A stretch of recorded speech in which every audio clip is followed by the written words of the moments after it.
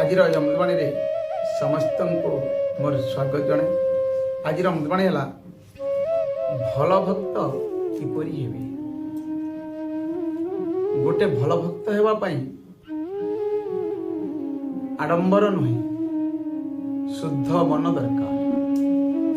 ଦୂରେ ନୁହେଁ, ସେ ନମ୍ର ହୃଦୟରେ ବାସ କରନ୍ତି।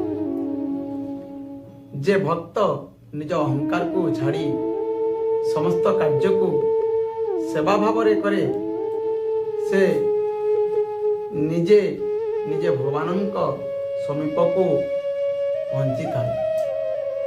ଏକ ଭଲ ଭକ୍ତ ସବୁବେଳେ କ୍ଷମାଶୀଳ, ସତ୍ୟବାଦୀ ଓ କରୁଣାମୟ ହୁଏ। କାରଣ ଯେଉଁ ହୃଦୟରେ ଭକ୍ତି ଥାଏ, ସେଠାରେ ଦେଶ ଓ କ୍ରୋଧ ରହେ ନାହିଁ। ନିୟମିତ ନାମ ଜପ, ଶୁଦ୍ଧ ଆଚରଣ ଓ ପରମାତ୍ମାଙ୍କ ଉପରେ ଅତୁଟ ଭରସା, ଏହି ତିନୋଟି ଗୁଣ ଯେଉଁ ମଣିଷ ପାଖରେ ଥାଏ, ସେ ନିଶ୍ଚିତ ଭାବେ ଏକ ଶ୍ରେଷ୍ଠ ଭକ୍ତ ହୁଏ। ଏଇଟା ଥିଲା ଆଜିର ଅମୃତବାଣୀ। ଏ ଅମୃତବାଣୀଟିକୁ ଲାଇକ୍ କରନ୍ତୁ, ସବସ୍କ୍ରାଇବ୍ କରନ୍ତୁ ଏବଂ କମେଣ୍ଟରେ ଜୟ ଗୁରୁ ଲେଖନ୍ତୁ।